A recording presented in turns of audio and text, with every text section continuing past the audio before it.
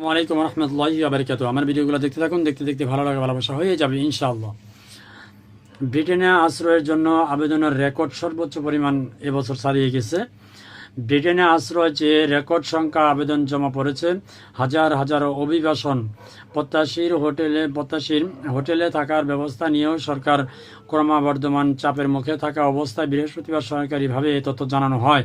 ফরাসি বার্তা সংস্থা এএফপি জানায়, ব্রিটেনের স্বরাষ্ট্র মন্ত্রণালয় হোম অফিস জানিয়েছে, গত জুন পর্যন্ত আগের 12 মাসে মোট 1,11,084 জন ব্রিটেনে আশ্রয়ের আবেদন করেছেন।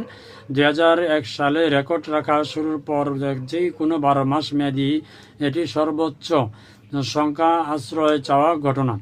ব্রিটেনে অভিবাসন বড় ধরনের সমস্যা। দেশটিতে লেবার প্রধানমন্ত্রী কেয়ার স্টারমার অভিবাসন বিরোধী হিসাবে পরিচিত নাইজেল ফেরাজের নেতৃত্বাধীন কট্টর ডানপন্থী রিফর্ম ইউকে পার্টিকে মোকাবেলা চেষ্টা করছে। আর সে প্রার্থীদের হোটেলে থাকার ব্যবস্থা করার জন্য লেবার পার্টির উপর বড় ধরনের চাপও রয়েছে। স্বরাষ্ট্র মন্ত্রণালয় তথ্য অনুসারে গত জুন মাসের শেষের দিকে 32,059 জন অভিবাসন প্রত্যাশী হোটেলে অবস্থান করেছিলেন, যা 2024 সালের একই সময়ের তুলনায় 8% বেশি। এর আগে 2023 সালের সেপ্টেম্বরের শেষে 56,042 জন অভিবাসন প্রত্যাশী হোটেলে ছিলেন। ছোট নৌকায় করে ইংলিশ চ্যানেল পাড়ি দিয়ে ইংল্যান্ডে ঢুকে পড়ে অভিবাসী প্রত্যাশীদের থামাতে ব্যর্থ হওয়ায় স্টারমার চরম সমালোচনার শিকার হচ্ছেন।